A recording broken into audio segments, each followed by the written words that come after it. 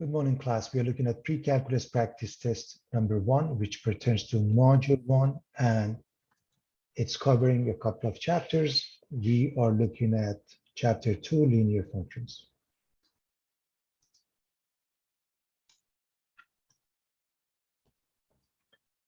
So before we start, let's look at some interesting theorems and definitions. The first thing is about dependent and independent variables. For an equation in variable x and y, if the value of y depends on the value of x, then y is the dependent variable and x is the independent one. As you can see, x along the x-axis, the horizontal axis, y or f of x along the vertical axis. This will result in the domain and this will result in the range.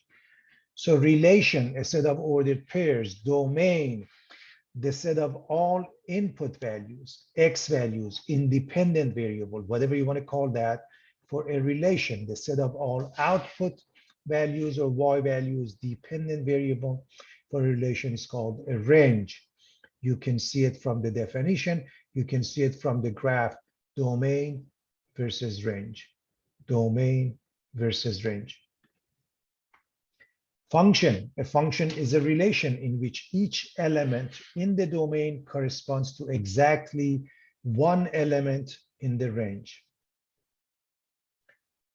Vertical line test. If a vertical line can be drawn so that it intersects a graph at more than one point, then the graph does not represent a function. If a vertical line cannot be drawn so that it intersects a graph at more than one point, then the graph represents a function. A function is considered to be a one-to-one function if each element in the range corresponds to exactly one element in the domain, giving us the horizontal line test. In which case, if a horizontal line can be drawn so that it intersects the graph of a function at more than one point, the graph is no longer a one-to-one function. Let's find the domain, discussing the domain when we have various types of functions starting with a rational function. In order for you to find the domain for any rational function, you must exclude anything that makes the denominator 0. So let's set 2x minus 1 equal to 0 and exclude that. So there are two ways to write it. You could say x is not equal to 1/2. But this is a interval notation, which is a more proper way of writing it. You should be familiar with both cases. In the case of a root function, it depends on the index. When the index is even, what's underneath must be greater than or equal to 0. So 5x plus 4 larger than or equal to 0. This is a simple inequality. X is larger than or equal to -4/5. And this is how you write it in an interval format. Bear in mind, if we had the following,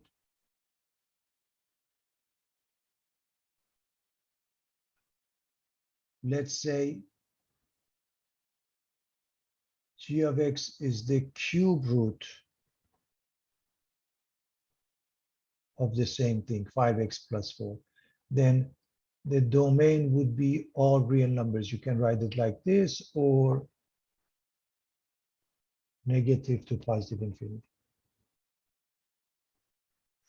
The last one is a polynomial of degree 2 or a quadratic function. The domain is always all real numbers. So this is a quadratic function.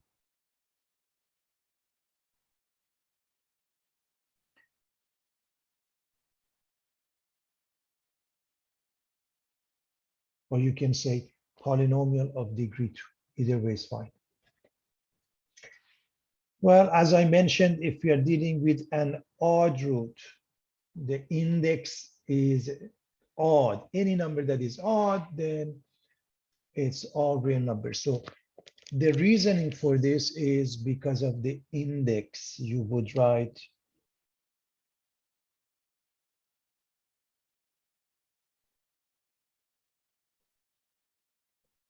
because the index is odd.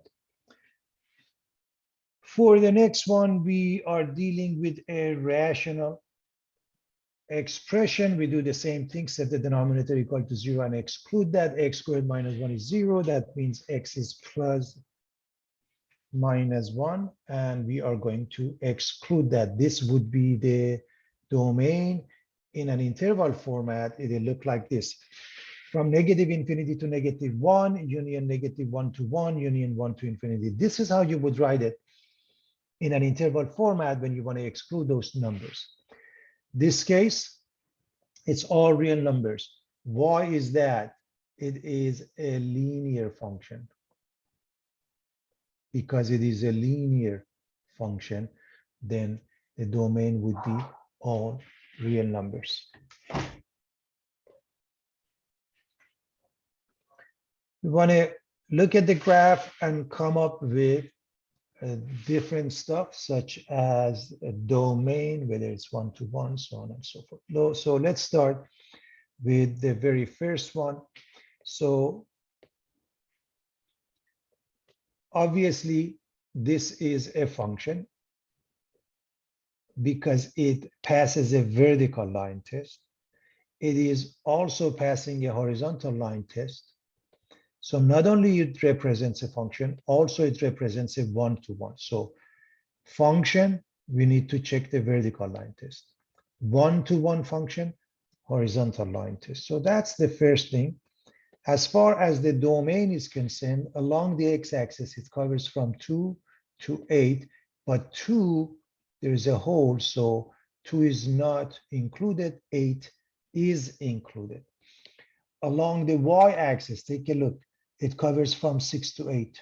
So let's actually do that. So along the x-axis, it covers from 2 to 8. Along the y-axis, covers from 6 to 8.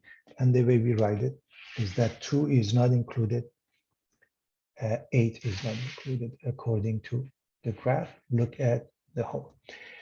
When we look at the next part, does this represent a function? It passes the vertical line test, yes. Is this a one-to-one function? Draw any horizontal line, for example, this one, and it fails, therefore it is not a one-to-one function. So vertical line test passes, yes, it is a function. Horizontal line test, it doesn't. For example, if you draw this one, those points have the same x coordinates. What is the domain? I hope you see that the domain starts from here and it goes all the way to 2, where 2 is not included. The range starts from here. Let me use a different color.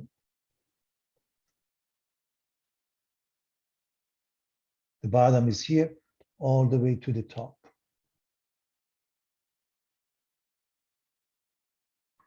And we have the domain from -3 to 2. -3 is included, 2 is not. Range from -5 to +4. So the graph gives us the answer. If we look at the last one, it is neither a function nor a one-to-one function. That's the first thing. So it fails both the vertical as well as a horizontal line test. As far as the domain is concerned, this point corresponds to this point, this corresponds to this point. So that's our domain from -4 to 0. As far as the range is concerned, it goes from down here to up here, which is from 0 to 4. So domain and range, the endpoints are included.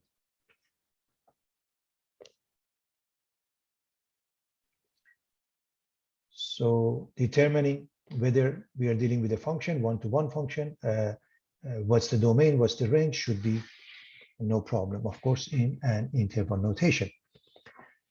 We are given a function. Obviously, you can see it's a linear function, and we are asked to find f of x plus h minus f of x over h. And that is really the definition of rate of change or the slope. Slope is defined as rise over run, delta y over delta x. The way you write this, you can write it in various formats. So I want you to look at the graph. If you call this point x sub 1 and this one x sub 2, and therefore this point has coordinates x sub 1 and f of x sub 1, this one has coordinates x sub 2 and f of x sub 2, then this would be the equation for the rate of change. Rates of change, the difference quotient, delta y over delta x, or f of x sub 2 minus f of x sub 1 over x sub 2 minus x sub 1, is called the average rate of change of y, or f of x, with respect to x over the interval of x sub 1 to x sub 2, and can be interpreted as the slope of a secant line. If you happen to have a curve, you pick 2 points and connect them with a line. That line is called a secant line. We discuss this further in the next course, calculus. So the way you look at it, it depends what you want to call this. You can call this now delta y, the rise, this one delta x, the run, and it becomes delta y over delta x. If you look at this one, if you say, okay, this is a plus h, then it gives rise to this equation. My point being, all of them are giving us absolutely the same result, which is in essence y sub 2 minus y sub 1. Let me just write that and remind you, over x sub 2. So this is the same as y sub 2 minus y sub 1 over x sub 2 minus x sub 1. Now, so what are these formulas? Various ways of writing the same thing, rise over run. And I want you to pay attention to that, because you're going to come across this later on and understand it simply refers to the slope of a secant line if it's a curve. Needless to say, this is a line, so it's referring to the slope of this line. And because you already know the slope is 2, if you go through the process, you must get to 2. So let's show that. So you're going to replace, when you want to go with this, f of x plus h. What is f of x plus h? 2 times x plus h plus 1 minus f of x, just write this one, over h. All you have to do, simplify. This is 2x plus 2h plus 1. This is minus 2x minus 1. Everything cancels out except the 2h remains in the numerator. And the answer is 2. Because we know it's a linear function, and because this definition represents the slope, we should be able to come up with number 2. But I want you to see all of them refer to absolutely the same thing, the rate of change, or better yet, the average rate of change of y with respect to x.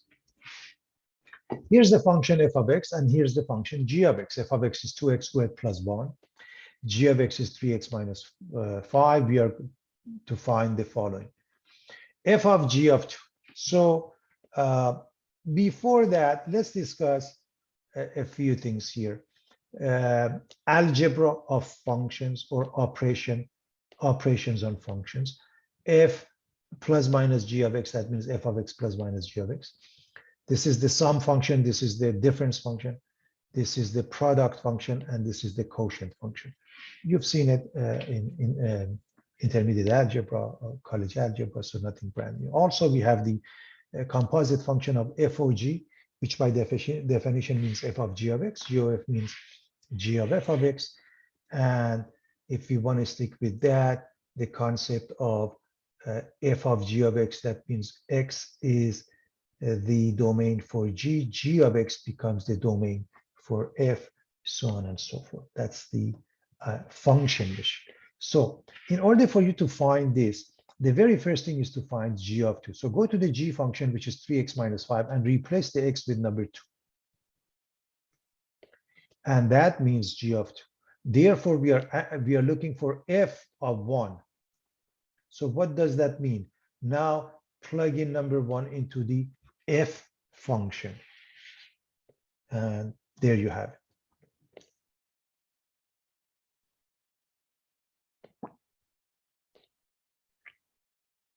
Fg of x by f of g of x, by definition, the composite function means when you look at f of x, replace anywhere you see x, replace with the g. So put the g function, which is 3x minus 5 instead of x here. That's the meaning of it.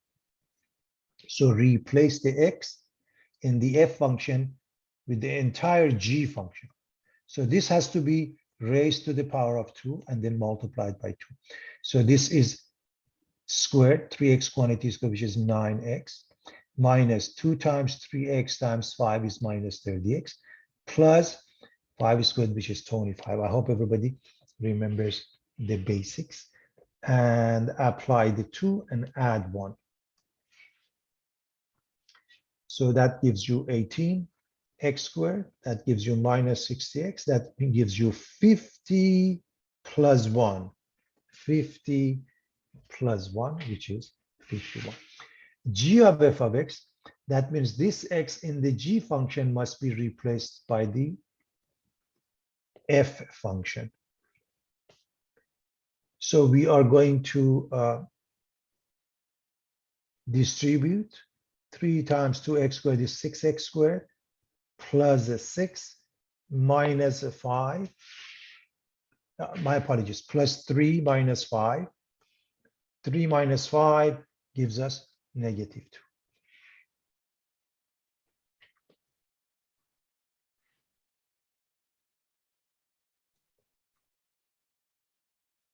We want to look at GOG. That means in the g function, anywhere you see x, replace it with the g, which is 3x minus 5. Now, if we distribute, we get 3 times 3, 9x minus 15. 9x minus 15. And then we have a negative 5 gives us 9x minus 20. 9x minus 20. I'm assuming a simple step being skipped is not a problem. F of negative 2, it means f of negative 2, and therefore f of x, let's first replace the x with this number negative 2. So let's evaluate this function at negative 2. When you do that, negative 2 square it, you get 4 times 2 is 8. Add 1, you get 9. I think it's pretty straightforward, but this changes to 4. 2 times 4, 8 plus 1 is 9. Therefore, we are looking for f of 9. F of 9, which means now replace the x with 9. 9 squared is 81 times 2, 162 plus 1, 163.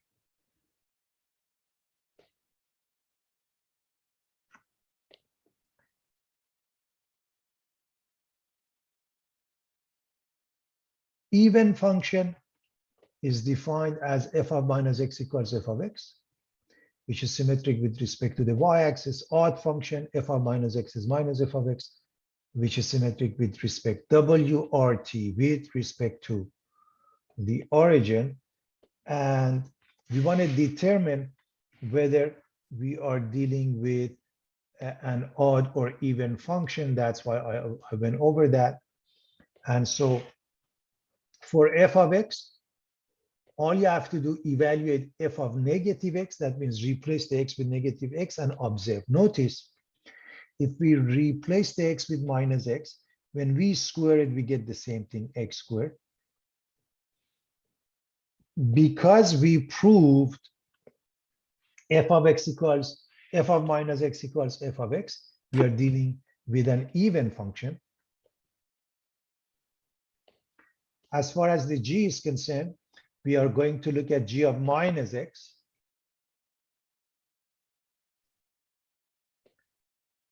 Replace the x with minus x, you get minus 3x minus 5, which is not equal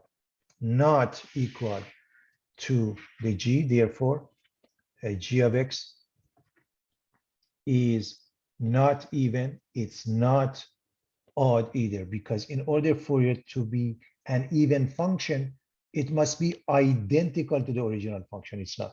In order for it to be an odd function, must be the opposite of that in essence. So it should be minus 3x plus 5. It's not that either. Therefore, g of x is neither even nor odd.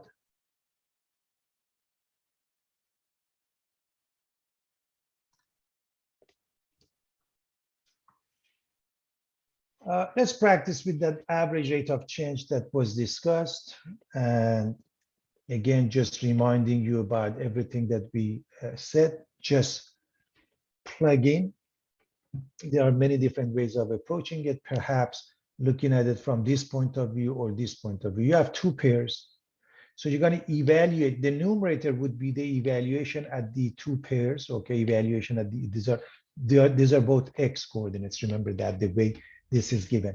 So you want to evaluate this. If you go with that, f of a 1 minus f of negative 1, and then over x sub 2 minus x sub 1, which is 1 minus negative 1. So this is your x sub 1, this is your x sub 2 in essence. So f of a 1 minus f of negative 1, 1 minus negative 1. So if you plug in 1, obviously you get 3. If you put negative 1, you get negative 3. With this negative becomes a positive 3, and the bottom is 2. We end up with 3. So the average rate is 3 in this case, which makes sense because anyways, it's a linear function with sloping 3. Let's work on this one, going through the process, exactly the same thing. This is your first coordinate, this is your second coordinate, so that would be f of a minus f of 4 over a minus 4. So let's write that, f of a minus f of 4 over a minus 4. So what is f of a? Replace the x with a, you get 2a minus 9. F of 4, just plug in 4. When you plug in 4, you get 2 times 4 minus 9, which is 8 minus 9, which is negative 1.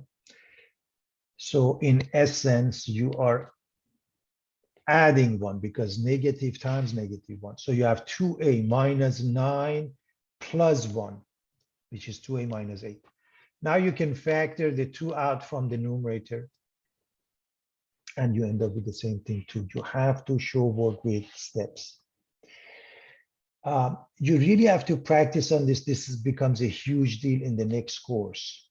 The concept of a difference quotient, and then when you want to take a limit and you want to differentiate, so you want to be very familiar with this. So now we're going to plug in 2 plus h first. So h of 2 plus h minus h of a 2 over the difference between the two. Now, the very first thing, obviously, the denominator changes to h. See, really, ultimately, that's what's going to happen. The denominator will be h if you go with this formula, because these two cancel each other. Now you plug in 2 plus h and you evaluate it.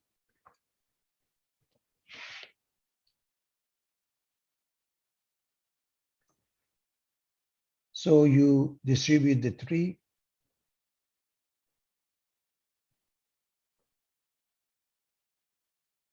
This is 6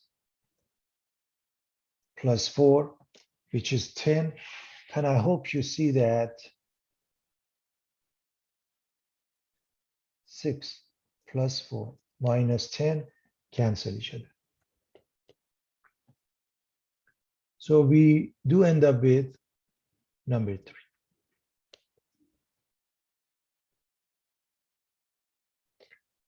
A quick recap. This is the rate of change or the average rate of change of y with respect to x.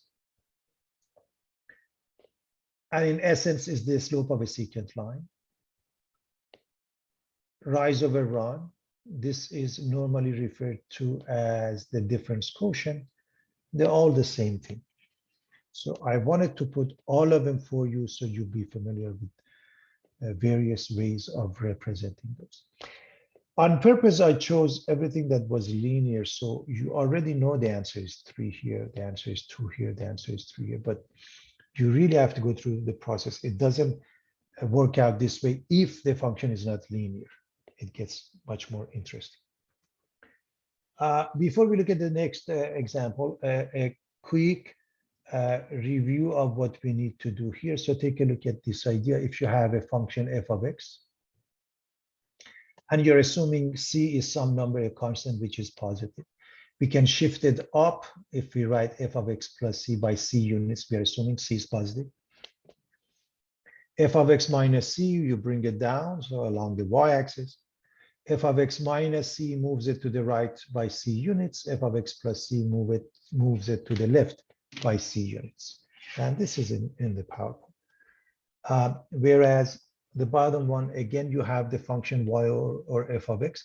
We are assuming c is larger than 1. It doesn't have to be.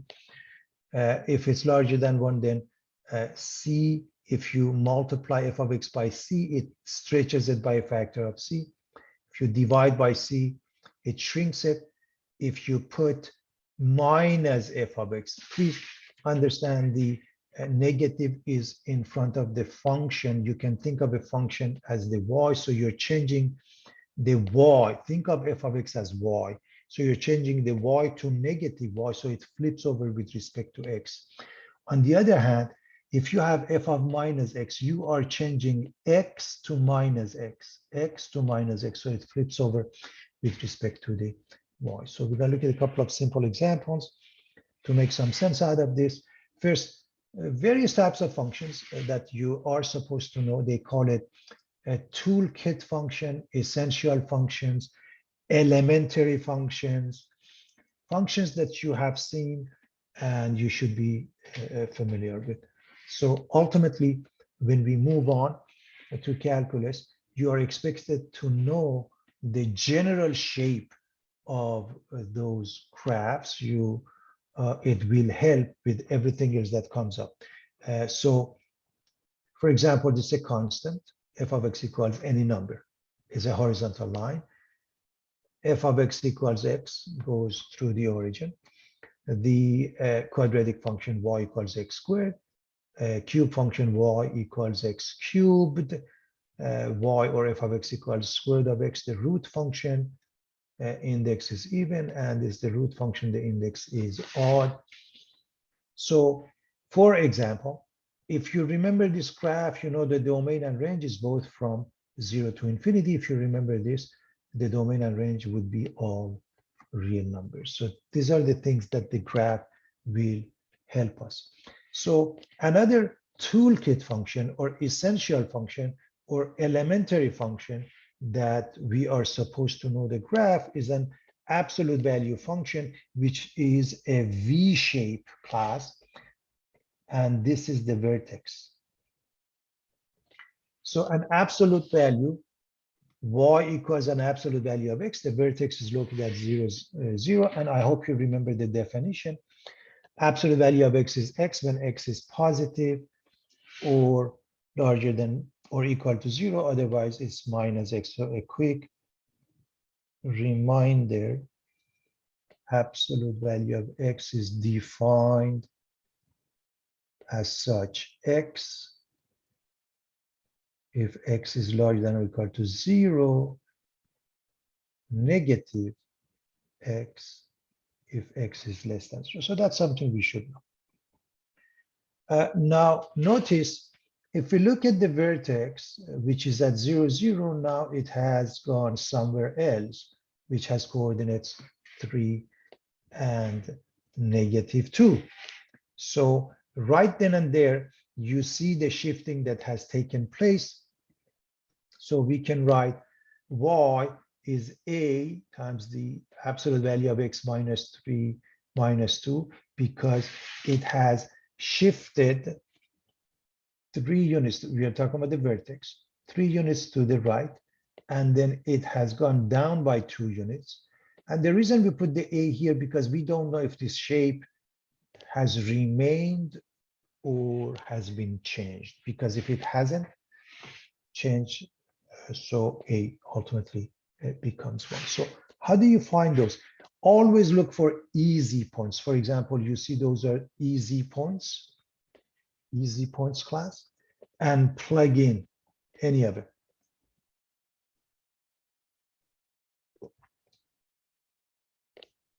So if we use the first one, replace the y with 0, replace the x with 1, and you find a. By the way, I hope you realize this is negative 2. The absolute value makes it 2. So this becomes 2a. 2a minus 2 is 0. So a is 1. And therefore, here's the equation. So the other thing that I highly recommend, whenever you're done and you say, okay, this is my function, then pick a few more points and check it. For example, check this point. If you have maybe a couple more points you want to check, just to be on the safe side. So that is a good practice. So now we have a couple more questions. The following functions was graphed by applying transformation to a toolkit function. Again, please, this is a terminology that is used here in MOM, in OpenStax, just whatever that you have seen, such as essential function or elementary functions. Just remember that's what this means, and remember that it depends on the text that you're using. These are various expressions. When we look at this graph, we notice the base is this function, which is a square root y equals square root of x, and the intercept takes place at 0, 0. And this intercept has moved to the new location. It has shifted to this point, which has coordinates -3, -1, and therefore you can make the change. It's clear here. If you have any doubts, you can put the a here and also calculate with one more point. For example, if you look at this point, has coordinates -2, 0. All you have to do, check.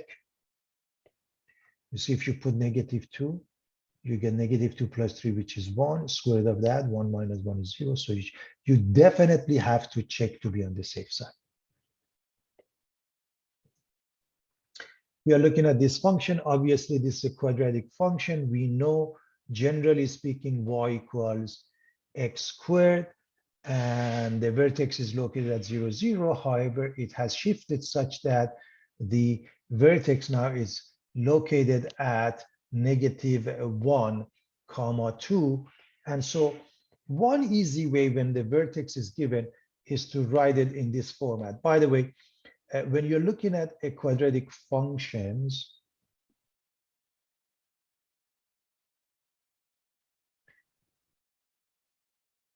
y equals ax squared plus bx plus c.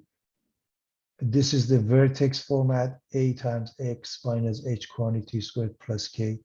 I gotta tell you, in some text, they call this one the standard form. In some text, they call this one the standard form. You stick with what the MOM and OpenStax does, but in general, I like to call this the vertex format, so there's no ifs and buts about it. So if I use this one, and the reason I want to use that, because the vertex is known, it makes life easier. We are going to plug in. So we have this point, and the vertex is located at -1 and 2. So we make +1 here, +2. So this is it.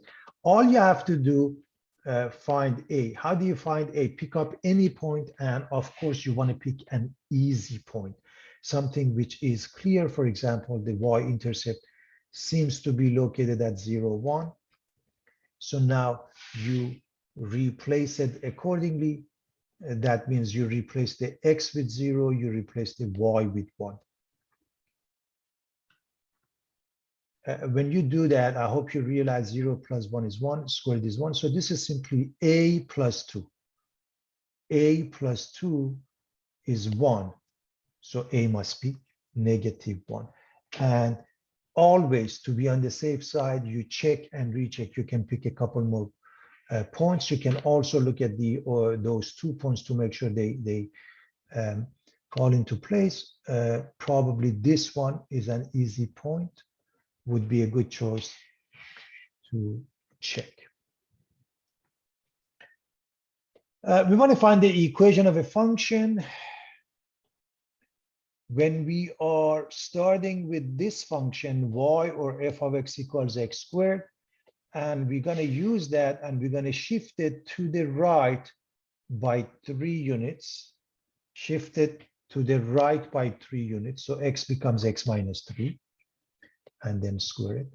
Now we're going to reflect it about the x-axis. Remember, this whole thing is considered to be the y. Remember that. And with respect to the x-axis, remember, this is your x-axis. So when you reflect it, the whole y in the, if it's positive in the top, becomes negative at the bottom. So you put a negative in front of it. And we're going to bring it down by 2 units. So add negative 2. Add whatever this number is, because it's shifting down, negative 2.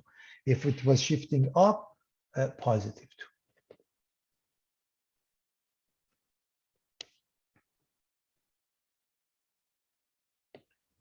2. Use the graph to estimate the interval where the function is increasing or decreasing, so on and so forth. So first, what do we mean by increasing? A function is increasing on an open interval if for any choice of x of 1 and x of 2 in an interval I, where with x of 1 less than x of 2, we have f of x of 1 less than f of x of 2. And the decreasing is the other way around. When x of 1 is less than x of 2, we have f of x of 1 larger than f of x of 2. And I want to quickly explain the easy way to understand this. As far as I'm concerned, here's the meaning of it. Increasing means this: if x goes up, that means if x gets larger and larger, so does y. As we go from left to right, as we go from left to right, x gets larger, right? So if y gets larger, it's increasing. When x gets larger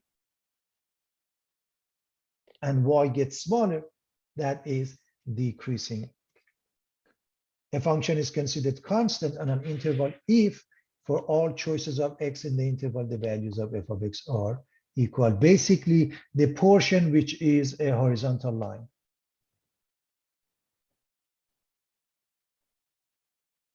The portion of a graph that is a horizontal line, that is considered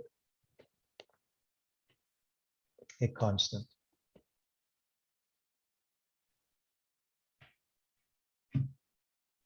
So where is the function increasing? So roughly from here to here is increasing. From here to here is increasing. So the red portion is increasing. Let me, and the rest, or I can use a different color, is decreasing. So from -8 to -3, union 3 to 7. As far as the decreasing is concerned, in between this portion, let me use a, so I'm going to use a green color here, is the decreasing portion. Now, as far as increasing and decreasing, generally speaking, it's not a good practice to include the endpoints. Sometimes they do, but this also depends on the text. Generally speaking, Not a good idea. The next one, determine any local max or mean value.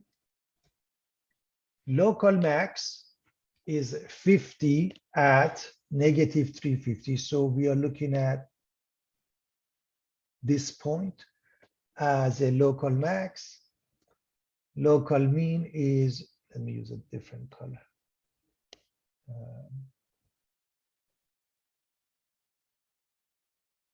This is local. Now, it's important to know that the local extrema is the plural for extremum, and extremum means both max and mean. So in general, so extrema means both max and mean, and it's the plural for extremum. They take place in the interior. The end points can only be absolute. They can never be a local. So now the next one, determine any absolute max. Absolute max is 150. So this one, absolute max, refers to this point. And then absolute mean refer to this. Now, a couple of things I want to be very clear, and when you answer the question, you want to see how they want you to answer. This is the way I want you to learn for the sake of calculus. So when we are asking for local max or absolute max or mean, we are really asking for the y coordinate. So the local max is 50, but you should know at what pair. You should be able to answer this question. So take a look at the way I answer it. I want you to know that extrema refer to the y coordinate, and also we are looking at the location. Sometimes you can just say at x equals -3. Sometimes you have to mention the pair. So as you answer questions, pay attention to those. And those two endpoints that you see, they happen to be absolute. If they are not, for example, if one was here, wouldn't be anything, okay? Because this is the absolute mean. So the endpoints can be absolute and not local. And to explain that a little bit further so we can move on, the absolute or global extreme values or extrema are either maximum or minimum points on a curve. Extrema is the plural of the Latin extremum. Extreme value theorem, if f is a continuous function whose domain is a closed interval a to b, then f has an absolute max and absolute mean. If you happen to have a closed interval, as we just did, look at the last question, we must have an absolute max as well as absolute mean. If it's not closed, we may not. So absolute minimum, the definition, that means the functional value, the y coordinate, is smaller than any other y coordinate. For example, if you look at this, I want to make sure everybody understands what's going on here. This is a local mean, this is a local mean, this is a local max.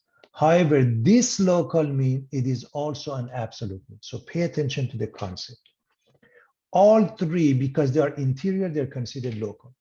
This is the local which happened to be an absolute because there is no other point having smaller y coordinate. On the other hand, we don't have an absolute max because this continues indefinitely.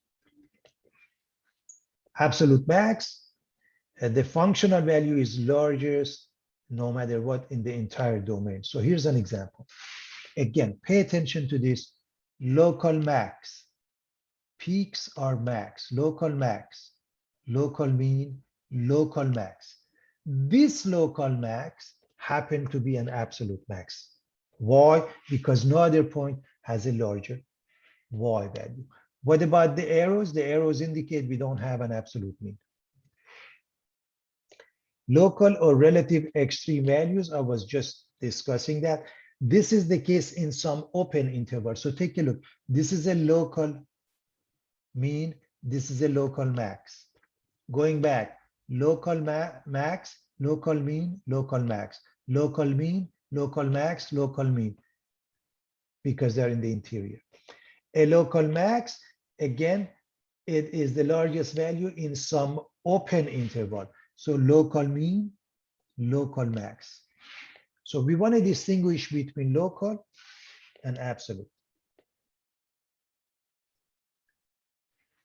Even function f of minus x equals f of x, symmetric with respect to the y-axis. Odd function f of minus x equals minus f of x, which is symmetric with respect to the origin. So I'm giving you the synopsis of some of the stuff that I found interesting, and you should remember that. The function is increasing, that was discussed. When x gets larger, so does y. It's decreasing when x gets larger, the y gets smaller, and it's constant if it is the portion of a graph that looks like a horizontal line. Now we want to find the inverse functions. And the process is pretty straightforward. There are a couple of different approaches. One approach is as follows. Number one, f of x is a little bit hard to work with. Change it to y to make life easy. That's the first step. Change f of x to y. Step two, interchange x and y. I want you to know right here, we have the inverse. However, we normally solve for y, and that's exactly what we are going to do. So we are going to move the negative 7 plus 7, divide by 2, and that is the inverse. We're going to change the name y to f inverse. Now, to be honest with you, this is really not done, because what you have to do, you have to look at their composite function f of f inverse in any order. You can look at f of f inverse or f inverse of, and you have to prove it's equal to x. That shows the case. I will look at that later on. I'm going to leave it for you to prove we haven't made a mistake. Same thing here. Part B, step one, change f of x to y, because it just makes it easier. Step two, we're going to change the y to x and x to y. We're going to interchange it. And again, right in this step, we do have the inverse, but remember how we finish the job. We solve for y, which means cross product. So I can say x times y plus x times 2 equals y. Because I want to solve for y, I'm going to bring this one to this side or this one to this side. It doesn't matter. Bring all the y's together.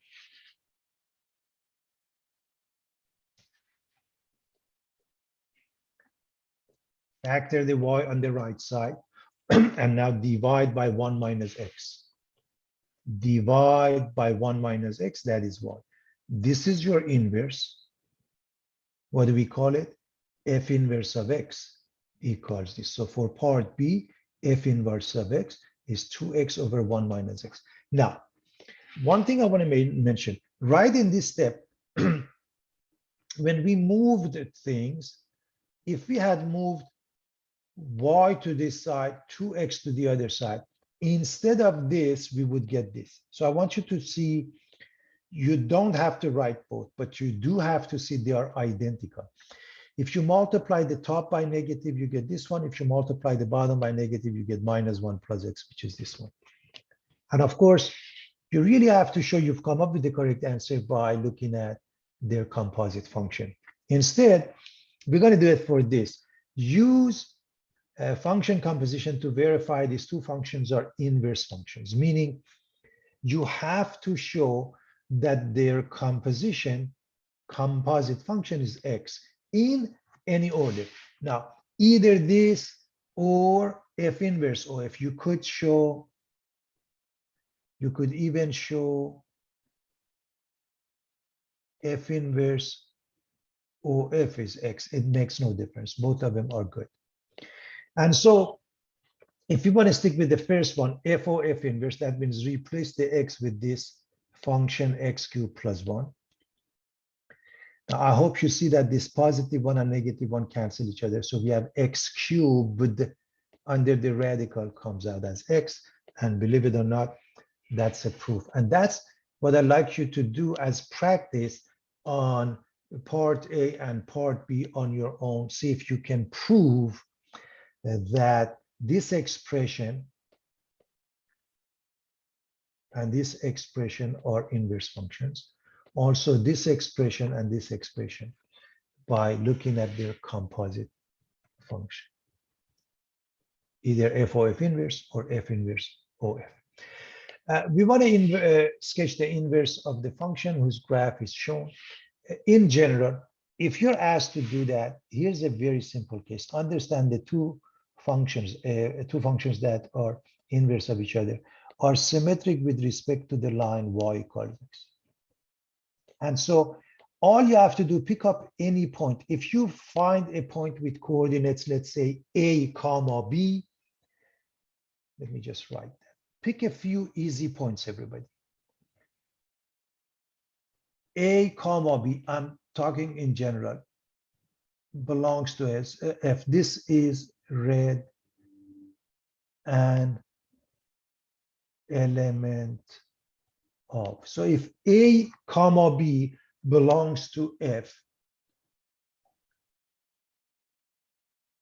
then B comma A belongs to its inverse.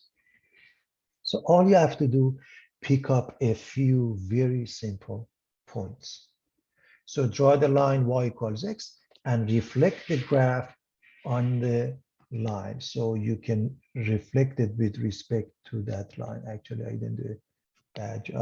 No, actually that goes through. Looking like that is not that impressive in any event. So let's pick up a few points. F of -2 is 4. This, maybe if I erase this, it makes it easier to see. Let me just erase that. F of -2 is -4. If you look at the very first one,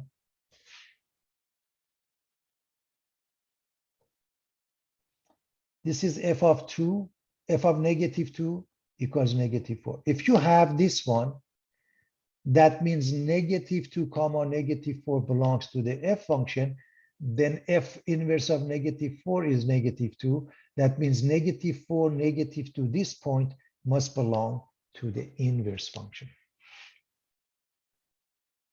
Let's look at another easy one. Let me just continue erasing this. Another easy point, f of 0 is 4. If you look at this point, f of 0 is 4. So f inverse of 4 must be 0. Again, you're looking at two easy points and you need to pick maybe a few more. So what does that mean? If this pair 0, 4 belongs to the graph, then the pair 4, 0 must belong to its inverse. And this is how you do it. You pick maybe a couple more points and you graph it and it'll look like that. Now, what's really important, if the two graphs ever intersect, they have to intersect on the line y equals x, because the x coordinate for one becomes the y coordinate for the other. If there is a point of intersection, they have identical x coordinates, right? Point of intersection, that means they have identical x coordinates. Therefore, because of this inverse property, they must have identical y coordinates. I can't emphasize this enough. And those are the points. These are also the points. And you can see that adding a few more points definitely makes it easy to graph the inverse. I just did two simple points. You can add more points. We want to sketch the graph. This is a piecewise defined function because the function is y or f of x equals minus x plus 1 if x is between these two numbers, a -1 included, 1 is not. It will be 2 at x equals 1, and it will be x squared at x equals, when x is larger than. Now, what I like to do when I'm graphing this is, first of all, you got to pick up some points. For example, -1, 0, 1, 2, 3, so on and so forth, and to see what happens there as far as those numbers are concerned. For example, just to because we want to evaluate a few points. -1, it's important to see in which area. So when x is between -1 and 1, you have to go here. So -1, you put it here. -1 gives you +1 plus 1, which is 2. 0 is also in between, gives you 0, 1. 1, you don't have equality. 1, you have equality here, gives you 2. And then the rest of it, when it's larger than 1, for example, 2 gives you 2 squared, which is 4, 3 gives you 9. That would be evaluating a few points. Now, can you plot those points and graph? Yes, but let's even make it more interesting. What I like to do is to completely ignore that for now and graph all of them. This is y equals minus x plus 1. I know how to graph that. This is a line. I need a couple of pairs and I graph it. Okay.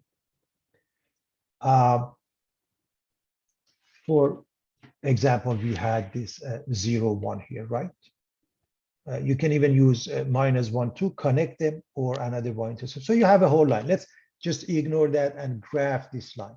This is a pair, it's not a big deal. We already have this pair 1, 2, not a big deal. And we know how to graph y equals x squared. So let's graph this piece, let's graph this piece without paying any attention to the restriction. So this is the line. So take a look at -1, 2, 0, 1. Here's the line, complete line. Ignore this one for now. This I didn't, but it's just 1, 2. Okay. So this is 1, 2. If I were to put a point, I would put a point there. Let's actually do that. So this means this pair. So we draw this one without paying any attention to the restriction. We draw this one. And now, of course, we have this one also, which is y equals x. So we have the 3 pieces. Now let's go back to the restriction. The restriction says this is good only from -1 to 1. So you find -1, which gives you what? -1, which gives you 2. So it's from here.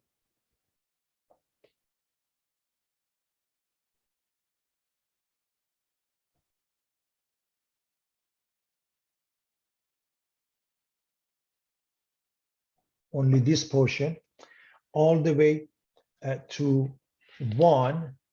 And I put a hole here because we have the inequality here. So only this portion is good. That's the first. We also need the pair, we have it. Now y equals x squared, the last one, let me use a different color. Now this one is good when x is larger than 1. So at 1, we are here.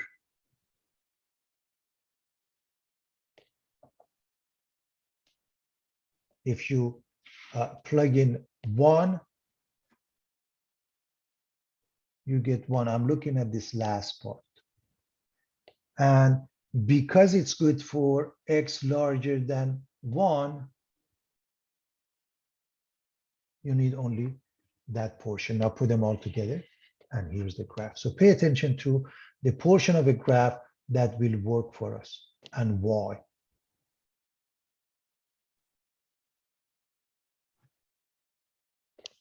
So piecewise defined function, graph them piece by piece and put them together accordingly.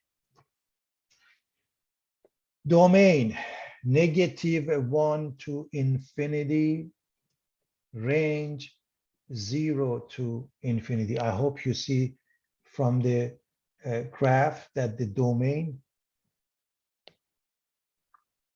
goes from -1 here all the way to everything is covered, and the range from the x-axis all the way up, but we have a hole here, so the x-axis itself is not covered. That's why we have a parenthesis, and over here we have a bracket.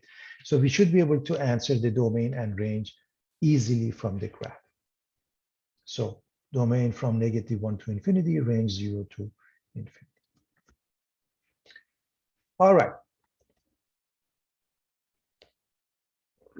We're going to look at the same thing that we did, the average rate, but this time the function is not a linear function. We're going to go from point A to point B, specifically from 2 to 4. So just plug in anyhow. You look at this one, that they are all the slope of a secant line in essence, the average rate of change of y with respect to x. So if we want to go from 2 to 4, we plug in 4. So f of b minus f of a, f of 4 minus f of 2 over 4 minus 2. So all you have to do, plug in, and I'm going to leave that for you. It's really not that big of a deal. So plug in 4, you get 4 squared minus 3 times 4.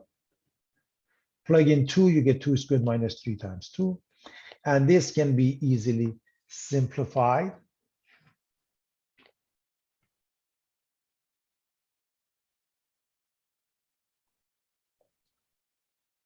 This is 4, this is -2, with this negative makes it positive, and 6 divided by 2 is 3.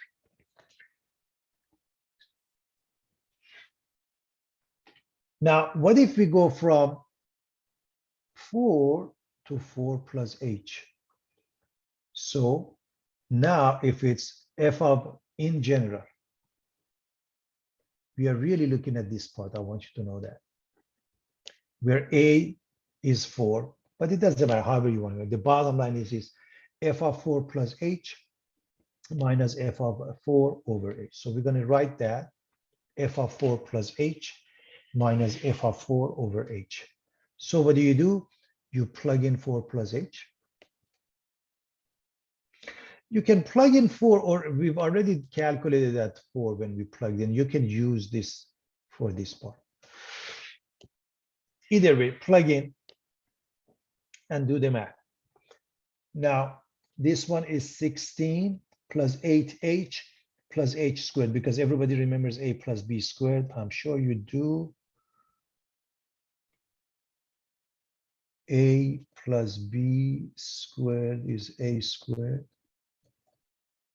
plus 2ab plus b squared. So, and then you are going to distribute the -3 minus 12 minus 3h. And there you have it. This one, either you get 16 minus 12, or just remember this was 4, so minus. All of this, now put them together.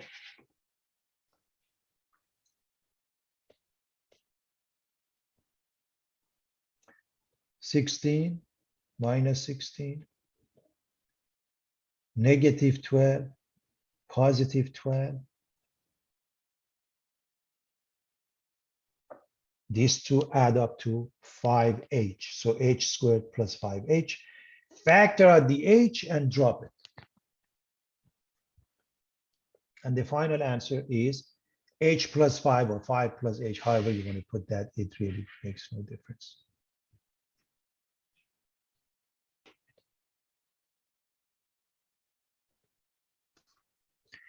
We want to find the value of x in this situation if a linear function goes through the following points and has the following slope.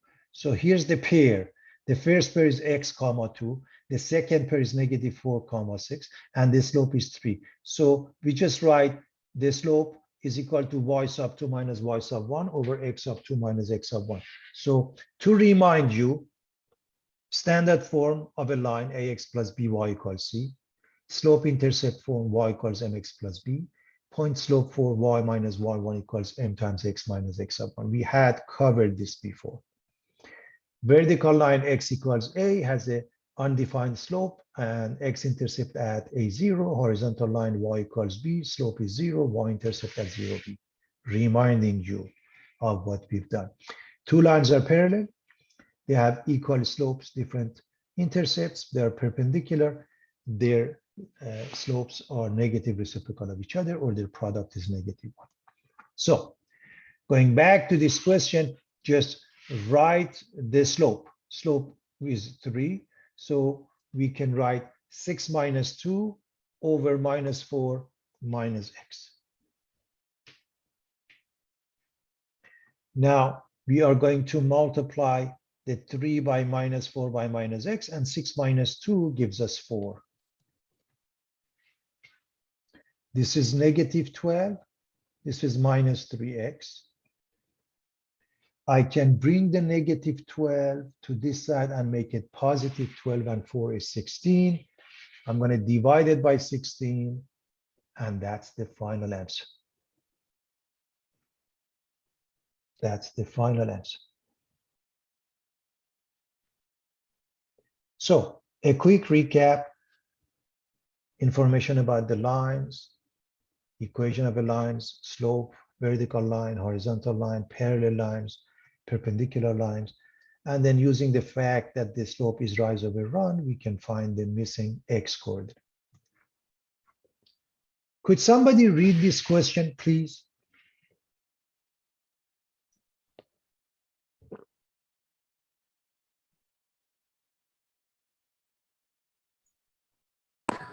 Consider this scenario: a town has an initial population of 75,000. It grows at a constant rate of 2,500 per year.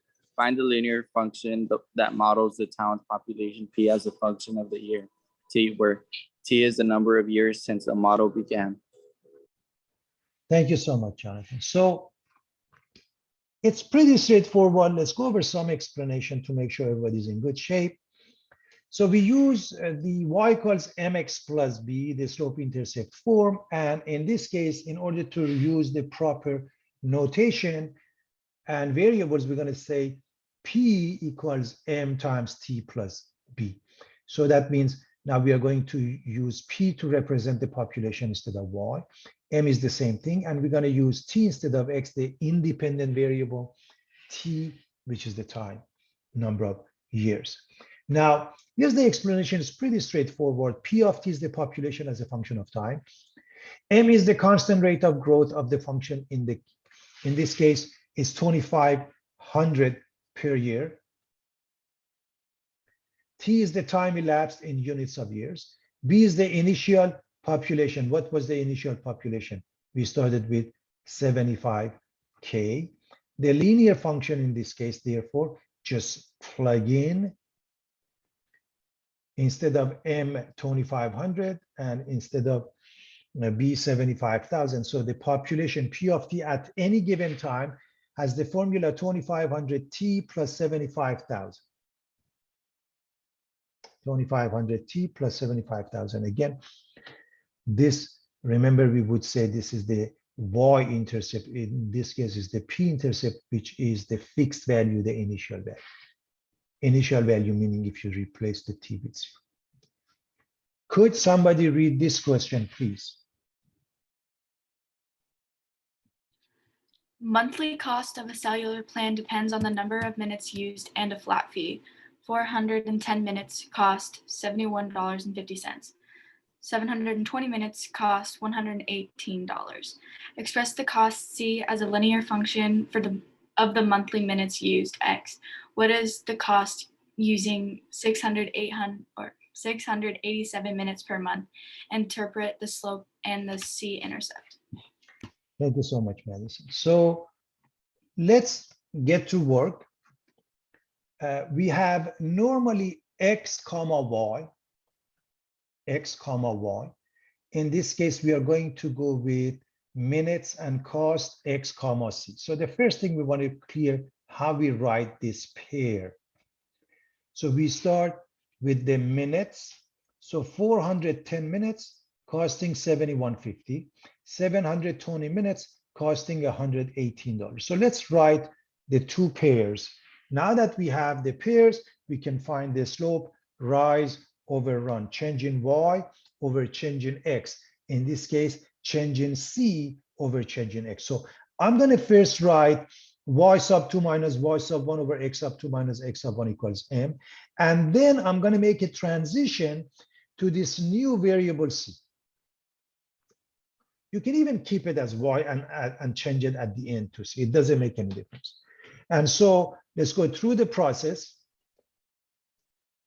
118 minus 7150, 720 minus 410. You do the math and you end up with 0.15. So we got the slope. Now we're going to use the slope-intercept form. Y minus y1 equals m times x minus x sub 1. We're going to change that to c minus c sub 1 is equal to m times x minus x sub 1. So I'm going to quickly remind you what we do. If we go back to the general formula, we would write y minus y1 is m times x minus x sub 1. We decided instead of a y, we're going to go with c. So c minus c sub 1 is m times x minus x sub 1. So this is the transition. Now, all you have to do, pick one of those pairs. It doesn't matter which one, this one or that one. So if you're choosing this one, c minus 118, and then you can write 0.15 or 320, 3 over 20, it doesn't matter, times x minus 720. The reason perhaps 3 over 20, maybe, you know, this is divisible by that and then multiplied by 3 and then add 118. I'm going to leave it for you to figure out how you go from here to here. It's a very simple case. This is 3 over 20 times x minus 720 times 3 over 20, and then minus 118 will be added to the right, and that is the answer. So for part B, what do? You replace the x, the number of minutes, with this number. So let's replace that. So 3 over 20 times 687, whatever the case might be, plus 10. Now, one thing I want to tell you about money, normally we go with 2 decimals. In other words, you go to the third to make a decision here. I'm assuming everybody knows at this point, of course, you can use a basic scientific calculator. Now, what about the last part? The C-intercept, remember the Y-intercept, now we call it the C-intercept, represents the fixed monthly cost, flat fee charged by company, meaning no matter what, we have to pay this much. They charge us $10 per month, whether we use a minute, 0 minute, or 100 minutes. It doesn't matter how many minutes, we have to pay that fixed cost. The slope represents the change in cost per minute of call for the amount of 15 cents or $0.15 per minute. So every minute will cost us 0.15. So this is the slope, the rate of change per minute.